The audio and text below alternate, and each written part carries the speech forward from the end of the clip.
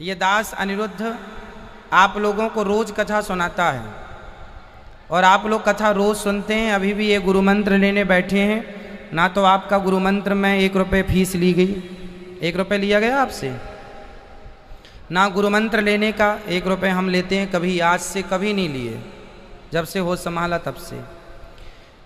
और ना ही कथा सुनाने का, आप लोग रोज आते हैं कथा सुनने के लिए, कथा सुन लीजिए, आपका कोई शुल्क नहीं। आज आप 2:30 बजे से कथा सुनिए, कोई शुल्क नहीं है, कोई चार्ज नहीं है, है ना। तो कथा सुनाने का कोई पैसा नहीं है, आप रोज सुनिए, नित्य सुनिए। कोई आपके टीवी में कथा आती है, रोज सुनिए। केवल टीवी चालू करने में जो मेहनत लगती हो आपको, और टीवी चलने की बिजली जो लगती हो, बस वही खर्चा है आपका, बाकी कोई खर्चा नहीं है। तो कथा तो यहाँ निःशुल्क ही है। बाकी जो लोग कथा कराते हैं वो लोग अपनी श्रद्धा से जो देते हैं, जो यहाँ की सेवाओं का है, वो लोग दे के अपना काम कर लेते हैं। क्योंकि यहाँ सेवाएं चल रही हैं तो सेवाओं में कुछ धन की आवश्यकता होती है। तो जो उचित धन है जो लोग दे सकते हैं, हम किसी को फोर्स नहीं करते कि आप इतना ही दें। जो आदमी जिस श्रद्धा से देता है उस प्रकार की सेवा यहाँ हो जाती है। इसलिए हम बाहर कम ही जाते हैं कथा सुनाने। बिहारी जी का दर्शन ना छूटे, ब्रज धाम ना छूटे, इसलिए हम यहीं रहते हैं कि आप यहीं आओ और इसी बहाने कथा सुनो, बिहारी जी से मिलो और आनंद से अपने ज्ञान लेकर घर जाओ। और गुरु जी, मेरा एक प्रश्न और है कि मैं कथाएं सबसे ज़्यादा डॉक्टर श्याम सुंदर पाराशर जी की सुनता हूँ कि आपकी सुनता हूँ जी। तो उनकी कथाएं सुनते सुनते मेरे जीवन में वो बदलाव आया है कि धीरे धीरे वो कथाएं मेरे को कंठस्थ याद हो गई हैं। मतलब कैसा भी विषय हो, किसी प्रकार का विषय हो, मुझे लगता है कि मैं इसको गा सकता हूँ। तो मेरे मन में एक इस प्रकार कई भाव उत्पन्न होते हैं कि मैं भी किसी दिन कथावाचक बनूं। तो ऐसा मुझे लगता है कि मतलब ऐसे कई 2-2.5 हज़ार तो मुझे दृष्टांत याद है मेरे को। ऐसा मतलब कोई विषय नहीं है जो पाराशर जी ने कही नहीं हो, मैंने सुना नहीं हो। आपको मैं बहुत दूसरे नंबर पर सुनता हूँ, मैं पहले वो और दूसरे नंबर पर आप सुनता हूँ। तो महाराज जी, मैंने गुरु तो बनाया नहीं है, लेकिन मन से गुरुदेव जी पाराशर जी को मान रखा है, मन से। तो क्या मैं गुरुदेव कथा की चाहता हूँ कि मैं आगे मुझे बाँचना चाहिए या नहीं बाँचना चाहिए? तो आप गुरु मंत्र प्राप्त कर लीजिए। अच्छा, हाँ, इसके बाद फिर गुरु जी जो आज्ञा दे वो फॉलो करिए बस। और खुश रहिए। ऐसा कोई सब मुझे प्रमाण पत्र या डिग्री तो नहीं लेना पड़ती? नहीं, सब वही वो तो ज्ञान होना जरूरी है। हाँ, ज्ञान यदि आपको है वो गुरु जी सब समझाएंगे, फिर आपको गुरु जी ही आपको पढ़ाएंगे। यदि आप पढ़ना चाहें तो पढ़ा देंगे। नहीं गुरु जी, बहुत बहुत धन्यवाद, आपके दर्शन हुए। खुश रहिए। खड़े हो जाइए। वो पीले कपड़े वाले बच्चा खड़ा था बहुत देर से, खड़े हो जाओ बेटा। अब आगे चलते हैं। बोलो श्रीमन नारायण चरणौ शरणम प्रपद्ये श्रीमते नारायणाय नमः। श्रीमन्नारायण चरणौ शरणम प्रपद्ये श्रीमते नारायणाय नमः। इस मंत्र को एक माला जपना है। ये शरणागति मंत्र है। श्रीमन्नारायण चरणौ शरणम प्रपद्ये श्रीमते नारायणाय नमः। इसको एक माला जपेंगे। कितनी माला? हाँ जी, बोलो बेटा। राधे राधे गुरु जी। राधे राधे। जय श्रीमन नारायण। जय श्रीमन नारायण। और आपकी कोटि चरणों में बोला नहीं आ रहा। खुश रहो। जो बोल रहे हैं आप अच्छा बोल रहे हैं। मैं आपकी भागवत सुनने आया हूँ। मैं आया था 31 जनवरी को और आज 31 जुलाई है। इतने 6 महीने बाद आया हूँ और मेरे को बहुत आनंद आ रहा है। कथा में आपको क्या अच्छा लगा? आपकी वाणी में की डेली कथा नहीं सुन पाता हूँ, पर पढ़ाई के चक्कर में थोड़ी बहुत ही सुन पाता हूँ। चलो खुश रहो। कोई सवाल है? हाँ, आपसे गुरु मंत्र लिया था मैंने 31 जनवरी को। तब आप मेरे सपने में डेली की 5-6 दिन बाद कहीं आप में भाभी के घर पे आए हैं, कहीं आए हैं, ऐसे आपके दर्शन होते थे मेरे को। बिल्कुल बिल्कुल। समय मिलता नहीं है इसलिए हम सपने में आ जाते हैं। हाँ, बहुत बार दर्शन किए थे आपके। सबके घर जाने का समय तो है नहीं अलग से, इसलिए सपने ही में पहुंच जाते हैं आप लोगों के यहाँ। हाँ, मैंने आपको सपने में देखा था। खुश रहिए, खुश रहिए। ठीक है, राधे राधे। राधे राधे गुरुजी। जी गुरुजी, हम लोग जो पूजा के लिए फूल तोड़ते हैं तो वो पाप नहीं है? वो कैसे पाप होगा? वो हमें समझा दो आप। नहीं, कहते हैं ना कि फूल तोड़ना पाप है। और अगर हम कौन बोल रहा था ये बेहुदा बातें? नहीं, क्योंकि लिखा होता है कि कहाँ फूल लिखा? लोग फूल होते हैं वो लिविंग होते हैं और उन्हें भी ह्यूमन बींग्स की तरह फीलिंग्स होती हैं। देखो, आप नहीं तोड़ेंगे तो वो झड़ ही जाएगा। वो भगवान के लिए तोड़ा जाए, कोई पाप नहीं है। पुष्प तोड़ना पाप है, ये तो हम आज पहली बार आपके मुंह से सुन रहे हैं। पेड़ को जड़ से उखाड़ दें तो पाप है, माना कि पाप है, पर पुष्प तोड़ने पर वो फिर से खिल जाएगा। जैसे हमारे नाखून है ना, हमारे नाखून, आपके नाखून बड़े बड़े हो गए और किसी ने आपके नाखून काट दिया, क्यों? चालू करा फटाफट। तो किसी ने आपके नाखून काट दिए, आवाज आ रही है आपको? हाँ जी। तो क्या पाप लगेगा नाखून काटने वाले को? नहीं। बस वही है, ऐसे पेड़ पौधों के बढ़े हुए नाखून की तरह होते हैं, और वो पुष्प भगवान के लिए समर्पित हो जाएं तो वो पुण्य है, वही पाप नहीं है। भगवान को पुष्पों से श्रृंगार होता है ना, तो पुष्प का श्रृंगार ठाकुर जी के लिए है। कोई एक पुष्प कोई वैश्या के लिए तोड़े तो शायद पुष्प गुस्सा भी हो जाए कि मेरा क्या उपयोग कर रहा हो। कोई वो पुष्प भगवान के लिए तोड़े तो पुष्प का भी सौभाग्य है कि भगवान के चरणों तक पहुंच गया। ठीक है, इसलिए ये सब उल्टी सीधी बातें कौन करता रहता आप लोगों से पता नहीं। और मेरा एक और सवाल ये है कि अगर कोई इंसान की मृत्यु होने वाली है तो क्या उससे पहले आत्मिक सूचना मिलती है कि वो संसार छोड़कर जाने वाला है? कुछ समय पहले आभास होता है हर व्यक्ति को। मृत्यु के 5 मिनट पहले मैं कह सकता हूँ कि 5 मिनट पहले आभास हो जाता है कि अब पूरा हो गया, नहीं दिखने लग जाता है उसे सब। लेकिन हम लोग देखते हैं कि अगर कोई इंसान संसार छोड़कर जाने वाला है तो उसने बहुत सारे काम अपने मतलब इनडायरेक्टली सवार दिए होते हैं अपने, मतलब वो बहुत लोगों को मिल चुका होता है, बहुत लोगों को अपनी मतलब कि इनडायरेक्टली बहुत सूचनाएं देकर जाता है कि मतलब वो डायरेक्टली नहीं बोलता कि मैं जाने वाला हूँ, सिर्फ वो बोल जाता है बातों बातों में कि नहीं ये काम आप होता करना। है। तो अगर उन्हें पता चलता है तो वो परिवार को सामने से खुद क्यों नहीं बताते कि हम लोग जाने वाले वो हैं? देखिए, ऐसा होता है कि हमारी बोली हुई बातें, हर प्रकार की बातें होती हैं। आप जो बात करते हैं उसमें हर प्रकार की बातें होती हैं, पर जब कोई घटना घटती है तो आदमी उस बात पर गौर कर लेता है कि अरे ये तो बोला था, भले वो बात किसी और संदर्भ में बोली गई हो, पर आदमी के साथ जब दुर्घटना घटती है तब फिर वो आदमी ये गौर कर लेता है उस बात में कि हमने ये बोला था या आपने ये बोला था। ये बातें तब गौर की जाती हैं। बोलता तो आदमी यूं ही फोर्स में बोलता अपनी सामान्य बातों की तरह, है ना। बाकी कोई ये नहीं बता सकता कि मैं कब मरने वाला हूँ। एक कोई संत हो, दिव्य संत साधक हो तो भले अलग विषय के बताए अपनी मृत्यु के बारे में, बाकी सबके बस का काम नहीं है। राधे राधे। राधे राधे, खुश रहिए।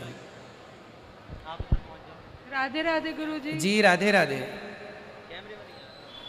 बोलिए। मुझे आपकी कथा बहुत ही अच्छी लगती है। मेरी माता जी भी सारा दिन आपकी ही कथा सुनते हैं, और मेरा ये कहना है कि आपने माता जी के लिए आश्रम बनवाया है जहाँ माताएं रहती हैं, क्यों ना आप पिताजी के लिए भी आश्रम बनवाएं? बन रहा है, सामने खंबे खड़े हो चुके हैं। ओके, ठीक है। बहुत जल्दी रखेंगे, 1 साल के अंदर ही साथ ठाकुर जी पूरा करें काम। हाँ जी, ओके। आपने माताओं का दर्शन किया? हाँ जी। अच्छा लगा आपको? बहुत अच्छा लगा। माताओं के बारे में जैसा सुनते थे यहाँ वैसा है कि नहीं? हाँ जी, वैसा ही है। ठीक है, खुश राधे रहिए। राधे। खुश रहिए, खुश रहिए। राधे राधे गुरुजी। जी बेटा, राधे राधे। जय श्रीमन नारायण गुरुजी। जी गुरुजी, मुझसे ये सवाल किसी ने पूछा था पर मैं उसका जवाब नहीं दे पाई, तो मैं इसलिए आपसे पूछ रही हूँ। बोलो। कि कृष्ण जी का वंशज कौन है? कृष्ण जी का वंशज का, कृष्ण जी किस वंश के हैं? ये हाँ जी। भगवान तो यदुवंशी है ना। हाँ जी। यदुवंशी है। अच्छा। कौन सा वंश भगवान का? यदुवंशी। यदुवंशी। ठीक है। मेरा दूसरा सवाल ये है गुरुजी कि हमारे पास लड्डू गोपाल है, हम राधा रानी ले जाना चाहते हैं, तो ले जा सकते हैं? बिल्कुल ले जा सकते हैं। ठीक है, धन्यवाद गुरुजी। ठीक है। राधे राधे गुरुजी। बोलो श्रीमन नारायण चरणौ शरणम प्रपद्ये श्रीमते नारायणाय नमः। अब आप लोग मेरे संग शरणागति कीजिए। जब तक शरणागति जीव नहीं करता तब तक भगवान उसे स्वीकार नहीं करते। पुस्तिका अपनी गोद में रखो, जमीन में नहीं। हाथ जोड़ो मेरे संग, सभी लोग बोलो शरणागति। भाव ऐसा हो कि हम भगवान के चरणों में अपने आप को समर्पित कर रहे हैं। भाव ये हो कि हम भगवान के चरणों में अपने आप को क्या कर रहे हैं, समर्पित कर रहे हैं। भाव बनाइए, मेरे संग बोलिए, बोलो हे श्रीमन नारायण, हम अपने आप को आपके श्री चरणों में समर्पित करते हैं। हे नाथ, हे नाथ, हे श्रीमन नारायण, हम पापी हैं, अधम हैं, नीच हैं, दुष्ट हैं, खल हैं, कामी हैं, क्रोधी हैं, लोभी हैं, जैसे हैं। हे नाथ, हम आपके हैं। हे प्रभु, मैं आपको कभी भूलूं नहीं। हे श्रीमन नारायण, मैं आपको कभी भूलूं नहीं। हे करुणानिधान, हे दीन बंधु, मैं आपको कभी भूलूं नहीं। हे प्रभु, हम पापी हैं, जैसे हैं आपके हैं। हे नाथ, हमें स्वीकार कीजिए।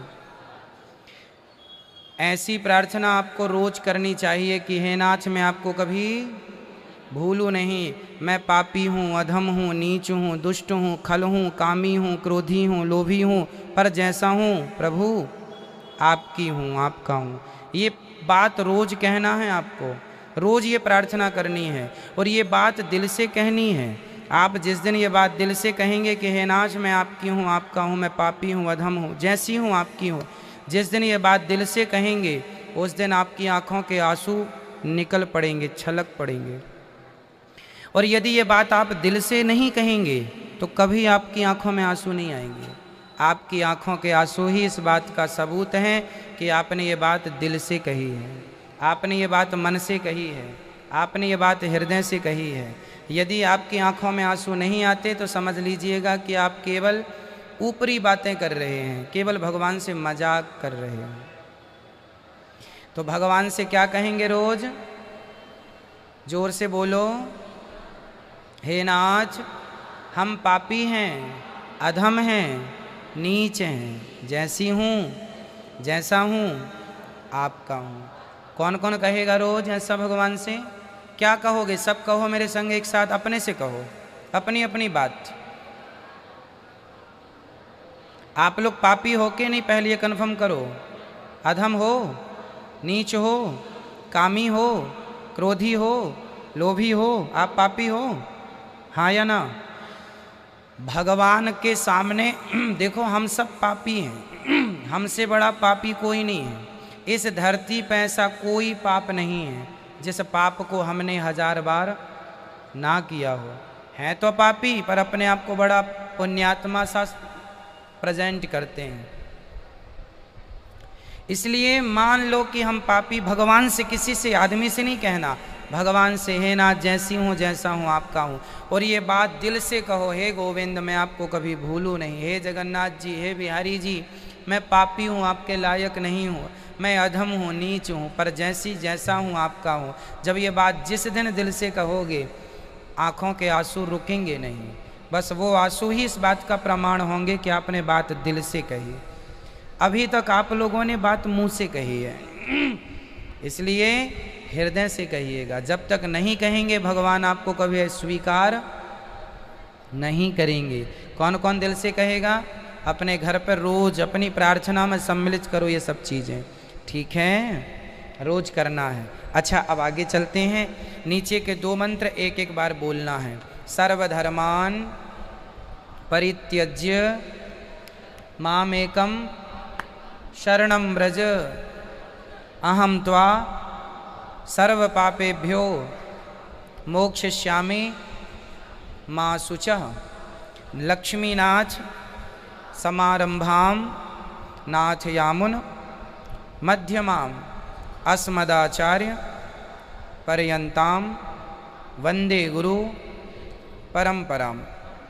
ये दोनों मंत्र शरणागति मंत्र है। इसमें सर्वधर्मान अधिक से अधिक जितना बोल पाएँ, कह पाएँ तो अच्छा है, नहीं तो मूल मंत्र जपना है आपको। मूल मंत्र 11 माला चलते फिरते श्रीमन नारायण, ठीक है? आज से आपके संप्रदाय है श्री संप्रदाय। आज से आपकी संप्रदाय क्या है? इसे रामानुजाचार्य संप्रदाय भी कहते हैं। ये स्वामी रामानुजाचार्य जी हैं। ये कौन है? रामानुजाचार्य जी। आज से आपकी संप्रदाय क्या? रामानुजाचार्य संप्रदाय या श्री। ये संप्रदाय इतनी श्रेष्ठ है, माता लक्ष्मी जी से शुरू हुई है। रामानुजाचार्य जी 1000 साल पहले आए, ये लक्ष्मण जी के अवतार। इनका शरीर, मृत शरीर आज भी गोदावरी नदी के किनारे रंगनाथ मंदिर में भगवान के सामने रखा हुआ। आज भी हमारा तुम्हारा शरीर 2-4 महीने में 2-4 दिन में कीड़े पड़ के नष्ट हो जाएगा। जब रामानुजाचार्य जी का शरीर पूरा हुआ और इनका अंतिम संस्कार के लिए जाने लगे तो रंगनाथ भगवान रो पड़े और रंगनाथ भगवान ने कहा, मेरे रामानुज को मेरे से दूर ना करो, मेरे सामने बिठा दो। आज भी चंदन का लेप होता है और इनका शरीर आज भी रखा है, आप देख सकते हैं। 1000 साल पुराना। दक्षिण भारत में तिरुपति बालाजी से रंगनाथ जी 300 किलोमीटर दूर हैं। वहाँ पर रंगनाथ भगवान हैं और स्वामी रामानुजाचार्य जी का शरीर रखा है 1000 साल पहले का। बड़ा वाला लाओ। हाँ बुला लो, अच्छा बड़ा वाला। ठीक है, तो ये आज से आपकी संप्रदाय क्या है?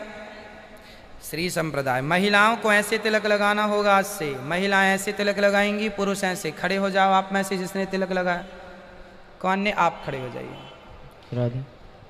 देखिए, महिलाएं ऐसे तिलक लगाएंगी जैसा बहन ने लगाया है। मुंह इस तरफ कर लीजिए, सब लोग देख लें।